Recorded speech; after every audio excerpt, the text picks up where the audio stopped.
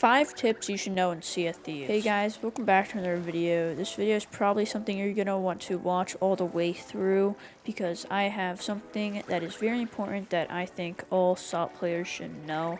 And I also have some really good tips as well. So, number 1, if you're a very experienced player, you've done about everything the game can offer and you're burnt out, well, don't forget there are tons of accommodations for you to do. It's not just about doing world events and voyages and making money in the PvP and the PvE.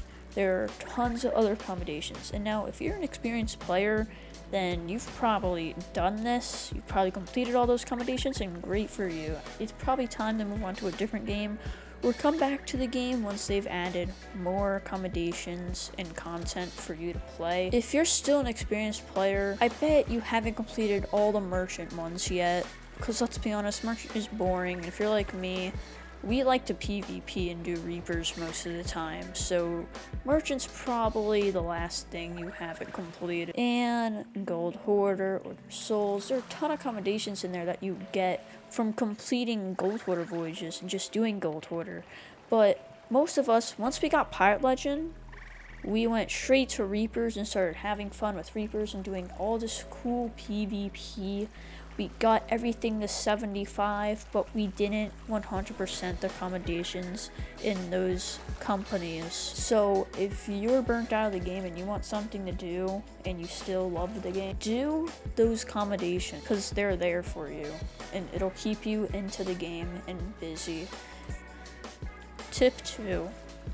Now, I'll be getting into some of the in-game tips for PvP. This is for food. So, if you've ever watched a SOT streamer, a Sea of Thieves streamer, you'll see how they swap through their food.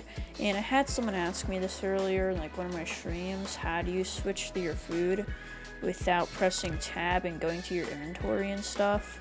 So, basically, it's really simple. Just go to your settings, right? Go to keyboard and mouse or controller, and scroll down to where you will find the food key, and you can make it to whatever you want. I have it as 3, so gotta put it back.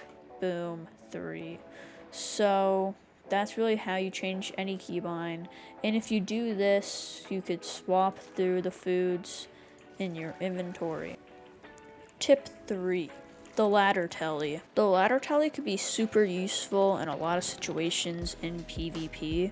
You could juke the hell out of your enemy when fighting on a sloop, and so you're just gonna want to stand onto the ammo chest right here, ammo box, whatever you want to call it, and then just kind of like look for the little climb ladder pop up, and then you could just do this kind of quickly. You might click this instead. It's, you're not going to get it first try all the time, but you can also do it on the left side. You just got to get in the right spot. As you can see, I'm not getting it. Now I'm getting it. Kind of like want to stand right there on that line. Right? And then turn, and then boom. Do that. And then what this really allows you to do is you could just juke your enemy and then hit them like that, Tip 4. How to silent board. This trick is very easy for anyone to do.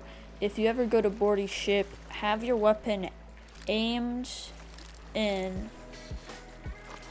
and then right before you board, right, just kind of have your weapon aimed in and then board the ship. That way, the audio you climbing up the ladder will be silent, which is why when you watch a lot of people board ships, you always see them with their weapons aimed out before they board the ladder, because it's apparently supposed to silence your board.